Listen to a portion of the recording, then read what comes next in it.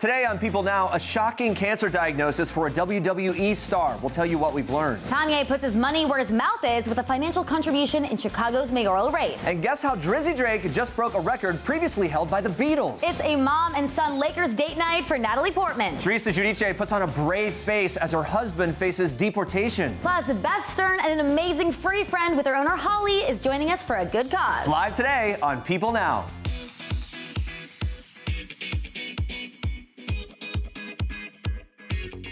Hey guys, welcome to People Now. So good to see you. Pretty special day today. It is. For many reasons, here's the top one. The birthday of one heartthrob actor who we're guessing is already being showered in presents by Blake Lively. I think that gave it away. You guessed it, Ryan Reynolds. Ryan Reynolds, everybody. Happy birthday to him. He turns 42 today. So in honor of the Deadpool star's big day, we're asking you to send in your best gifts of the actor. Okay. I'm not complaining about any Ryan Reynolds gifts.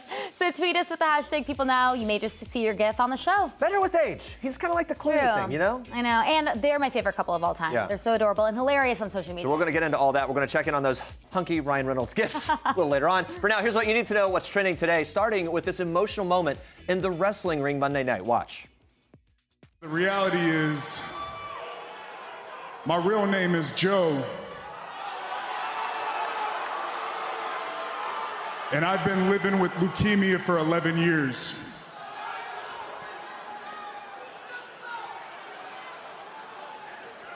And unfortunately, it's back. Well, that is the emotional moment. WWE champion Roman Reigns revealed his leukemia has returned during an episode of WWE Raw. The 33-year-old announced that he'd be taking a leave of absence, saying with tears in his eyes, "The leukemia is back. I can't fulfill my role. I can't be that fighting champion, and I'm going to have to relinquish the Universal Championship." The star was first diagnosed with cancer in 2008 when he was just 22 years old, telling the crowd that the wrestling community helped him get through that difficult period in his life. As he wrapped up his speech, the wrestler explained that although he was relinquishing the title to focus on his family and health, he was confident that he'd return to the ring. He added, quote, "This is by no means a retirement speech. I will beat this and I will be back. You will see me very, very soon." Of course, our thoughts and sincere prayers with Roman during this difficult time. And now we move on to this.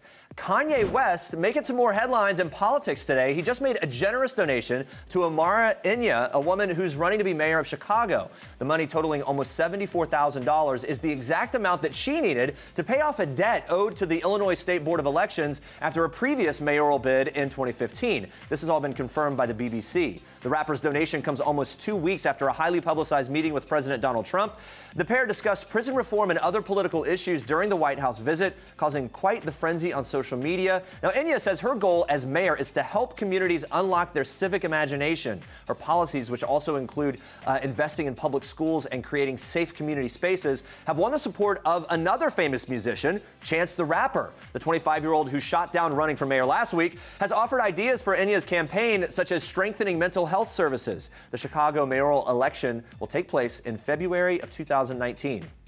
Guys, looks like all the baby drama and rap feuds weren't for nothing. Drake just broke the Beatles record for most top 10 songs in 1 year after his collab with Bad Bunny soared to number 5 earlier this week. That makes 12 top 10 hits for Drake in 2018, topping out the Beatles record of 11 from back in 1964.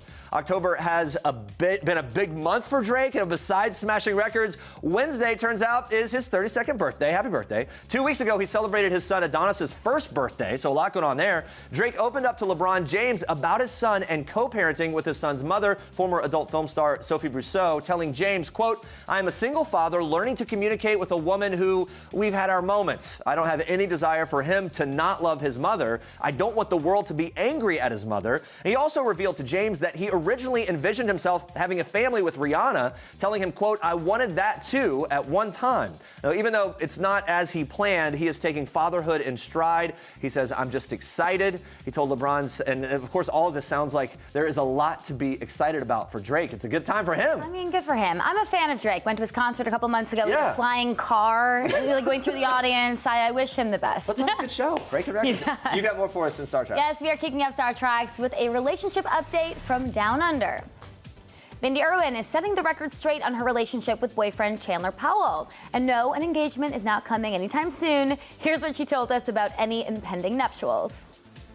We have been together for 4 years, 10 months. We're almost at our 5-year mark, and it's really exciting. And we are taking things slow, and we're just enjoying life and the adventure. You know, it's interesting. As human beings, we're always so rushed with things. So, you know, when are you going to start dating? When are you going to get married? When are you going to have kids? When are you going to have another kid? Every step gets the next question Every single immediately. step. Right. And so I think that we all need to just revel in the now, because it's so easy to get caught up in tomorrow that I'm thinking, you know, I'm 20, I'm loving every minute of my life, and I really love this guy. So I just want to take my time to enjoy the now. And you know what? I will call you the second That's what we wanted to get hear. engaged. I promise you, I will call you. Really, I will, I swear.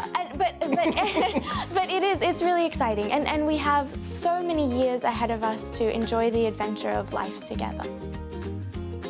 Well, very happy for them. Seem to be doing well. All right, now moving on to one pretty cool mama. Natalie Portman brought her 7-year-old son, Olive, and his bud to a Lakers game on Monday night. Went all out with some courtside seats. She's one cool mom here. The actress can be seen wildly cheering for the Los Angeles basketball team while rocking some skinny jeans and an oversized Dior sweater. As for little Olive, he made sure to rep his team with pride in a purple and gold LA Lakers jersey, which might have been a little oversized as well. I'm sensing a family fashion trend here. And Portman is a mom of 2 children, Olive and Amalia, who she shares with French dancer and choreographer Benjamin Millepied. She recently announced that she would be working on a new TV series called We Are All Completely Beside Ourselves. Definitely looking forward to that. All right, guys, moving on to this. Teresa Giudice is putting on a brave face as her husband Joe faces deportation. The housewife stepped out with fellow New Jersey castmate Danielle Staub at a store opening in New York on Monday. The mom of 4 went full-on glam in a velvety dress, furry scarf, and chunky heels. Now, it has been a rocky road for the Bravo star. On October 10th, a judge ruled in immigration court that Joe Giudice will be deported back to Italy, where he was born, after completing a 41-month prison sentence for mail, wire, and bankruptcy fraud. On Sunday, Teresa spoke out about her husband for the first time, telling onlookers at Connecticut's Mohegan Sun Casino, "Everybody, please pray for my family, that my husband Joe gets to come home and see our daughter Gia graduate. That's all I'm going to say."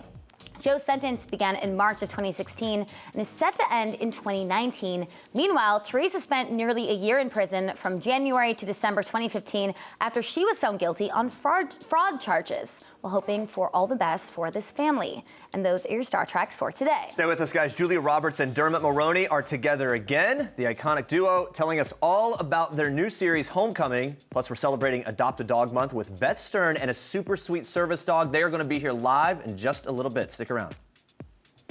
But first, in celebration of Ryan Reynolds' 42nd birthday, we've been asking you to send in your best gifts of the actor.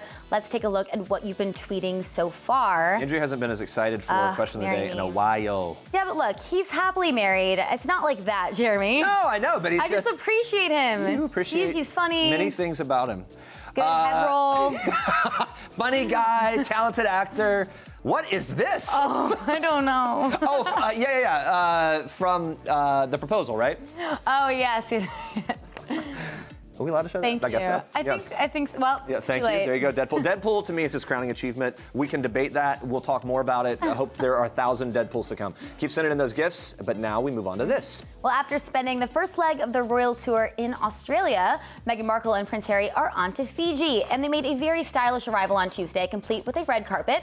Meghan wore a white long-sleeve dress and a matching fascinator. Harry looked very dapper in a simple gray suit. So, after the welcome ceremony, they headed to Grand Pacific Hotel, where they greeted well-wishers from the balcony. Now get this, Harry's grandparents, Queen Elizabeth and Prince Philip, did the same thing during their visit to Fiji in 1953. Look at the photos. I love that. It's a really cool full circle there. Now, the visit shares a lot of similarities to the Queen's past visits, starting with their airport arrival. So that's the guard of honor greeting the royal visitors, as you see there. Yeah, the side-to-sides are pretty crazy and surreal. Yeah, and they also had a little sip of Fiji's national drink, kava, during a welcome ceremony. Kava, it's a non-alcoholic beverage, often used to treat anxiety, banned, though, in the EU, and Andrea Boehlke has had some. I had some last May when I was in Fiji. It kind of seems like you're drinking mud, right? It gives you this little bit of... Maybe that's why you need both hands, because yeah, it's a little bit like hallucinogenic. I'm not sure exactly what it does, but it does taste like mud. Enough to be banned in the EU.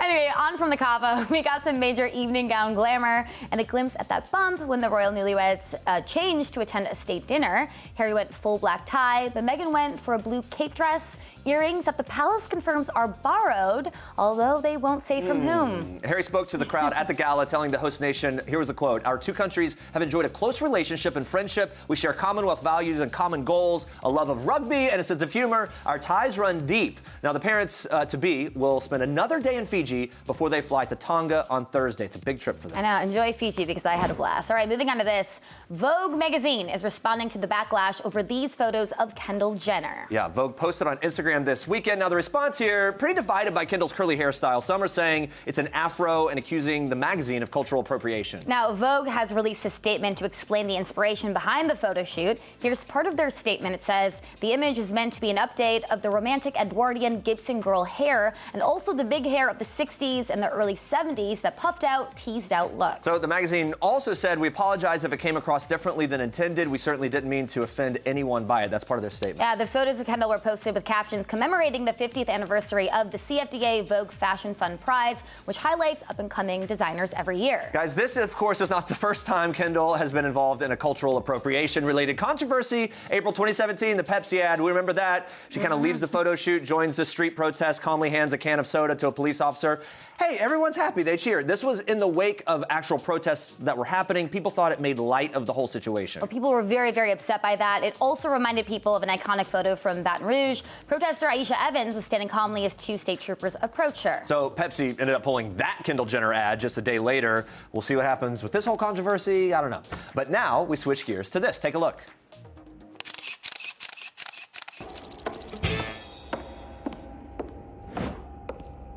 You were employed at the Homecoming Transitional Support Center?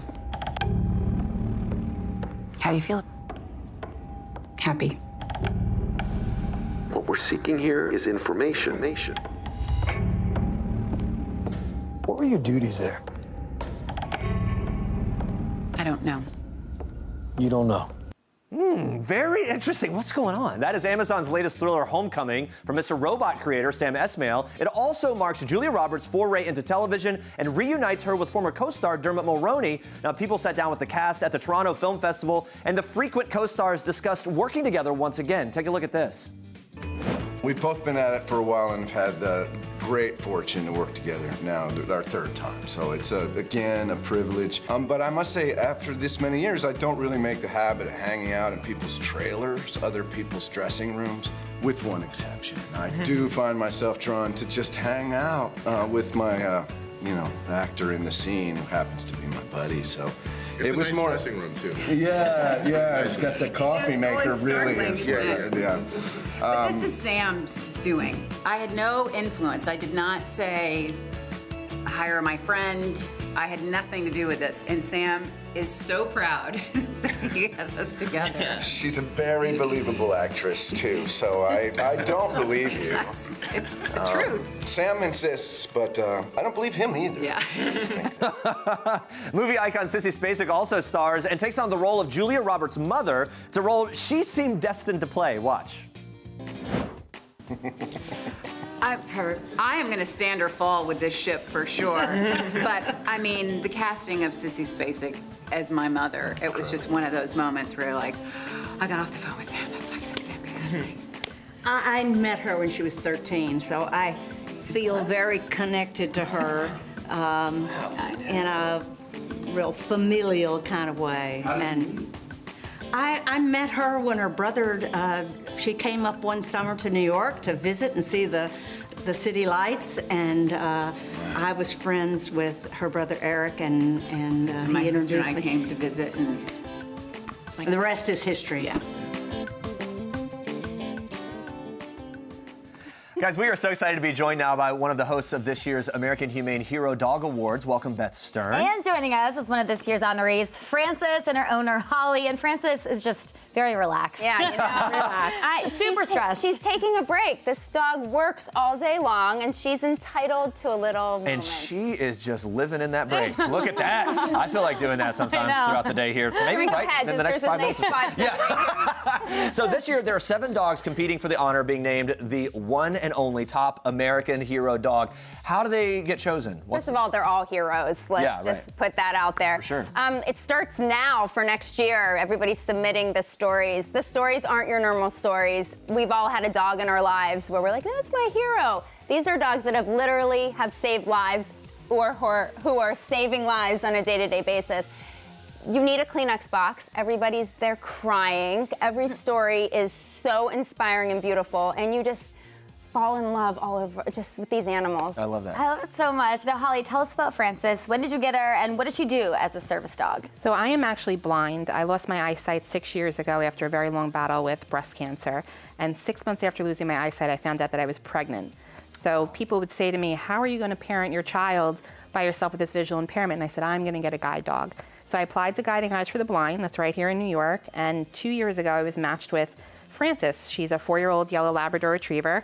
And Frances has really just integrated herself into our family and into our hearts in a deeper way than we could ever have imagined. She helps me every single day get my daughters to school. She takes me to PTA meetings. She takes me to my job. I'm actually a college professor. And she really is just my best friend. That's incredible. We're seeing video there of her walking around the city when she's fully awake and not resting. This is why she needs the rest right now. That's happening all the time. Hey, what other dogs are being honored at the event? What can we expect? There's a really special dog named Chi-Chi, and she was a survivor of the South Korean meat trade market. Wow. Disgusting. And she was found in a garbage bag, in a dumpster. Her legs were, they had to amputate her limbs. So she's got prosthetics on, but every day now, she goes through life for having forgiven the humans who did that to her, because this is the happiest dog I ever did see, and goes through life as a therapy dog and goes into schools and hospitals and brightens everybody's day. What a great story. Yeah, there's the rescue, search and rescue. There's a dog that found a 9-year-old boy that had gone missing. So literally saving lives. A dog that would spend time in Afghanistan, our military dog. Every story every one of them are heroes. I mean, Frances, everyone deserves to be, they're all hero dogs. These are incredible stories, and I'm so happy you're highlighting them. Now, you co-host the event with James Denton. A lot of people know him from his work on Good Witch, Desperate Housewives. What was it like working with him? Did he have a favorite dog? Well, every year we kind of have a favorite dog. He and I have been co-hosting for the last 5 years, and what I love about Jamie is he's a true animal lover. So I'm standing up on stage with somebody that's heart is in it, as mine is, with loving these animals and just understanding how important and how inspirational and how beautiful the celebration is. One thing we know about celebs here at People, celebs love their dogs. They do. What other celebs are we going to see on the special? Oh, we have a lot of great. We have Rebecca Romaine and Jerry O'Connell, Ariel Winter. Such a great couple, I right? know, we have. It really turned into celebrities want to come out and honor dogs, and people bring their dogs in the audience. It really was a fun event. We taped it a couple weeks ago. So airing tomorrow, Hallmark Channel at 8 p.m. Now, Holly, you didn't get to actually go to the taping, but you sent a few people in your place. So tell us a little bit about that. So because of my eye condition, I wasn't able to make the flight from New York to LA. So my husband and I chose to send our puppy raisers. And puppy raisers have such an integral role in raising guide dogs for the blind. These people take dogs that were going to be placed with a blind individual at 6 weeks old and they keep them for about a year. And after they're matched, like myself and Frances, it kind of becomes an open adoption where we send cards and letters and updates. So we thought that they would be the perfect people to go and represent us because they had Frances in their home for over a year, and they've really given me the absolute greatest gift possible. They've given me the gift of my independence. Yeah. So it was a way to pay it forward. You know, even though we didn't get to go, it was just a very personal thank you. Already I'm welling up. I know. No, it really, it's obviously such a special thing. And Holly, what do people need to know about service dogs? Maybe the life of a service dog compared to the life of a typical pet and how it's different. I mean, I think it's important that people really recognize the need to pause before they pet, especially for somebody that's blind or visually impaired. If I'm crossing the street with my kids, I really can't have somebody coming up and grabbing Frances. I know she's adorable, but I have to think safety first. So that's a big thing that we need to really pause before you pet. I like that. Before you pet. Now, the Hero Awards is part of Hallmark's Adoption Ever After campaign. October is Adopt a Dog Month. Yes. I mean, a lot of people, it sounds like a great idea to adopt, but they might not be prepared for it. What's the most important thing to know before you adopt a dog? As a family, you should assess your situation and say, do we have time for this? This is a lifelong commitment. This is a new family member. So really, is someone going to be available to do all the feedings, all the walks? Is this is a time in our lives where we should have an animal? So it has to be a group decision. I don't believe in giving animals as gifts. I think it's a joint decision, and really decide and assess what type of dog would be right for your family. And you can talk to adoption counselors. 5 of our 7 dogs featured on Hero Dogs are rescue dogs, and so that's near and dear to my heart. So go to your shelters. Love hearing about it. Love what you guys are doing. Beth, Holly, thank you for being here. Francis, thank you for being our power nap inspiration. You can catch the 2018 American Humane Hero Dog Awards Wednesday, October 24th, 8 p.m. Eastern on the Hallmark Channel. And now I'm gonna take a nap. Yeah, cuddle up there with Francis. Coming up tomorrow, guys, our Royals correspondent Imogen Lloyd-Webber is in studio with all the latest on Meghan and Harry's whirlwind trip down under. Plus, the star of Disney's The Nutcracker and the Four Realms, Mackenzie Foy, tells us what it was like acting alongside Keira Knightley and Helen Mirren. You don't want to miss it. That movie looks amazing. Thanks so much for watching. For now, we leave you with one last thing from Elizabeth Hurley. Bye, guys. See ya. Hi, I'm Elizabeth Hurley, and this is One Last Thing. My last favourite guilty pleasure. When I got to my hotel room last night, I did have 4 chocolate-covered strawberries. My last moment of bliss, well, that would be last night. After my strawberries, I had a very long, hot soak in a bath with some Jo Malone bath oil. The last thing I Googled. I actually Googled today, how tall was Liam Neeson? Is that sad? Does that make me a fan? Yes.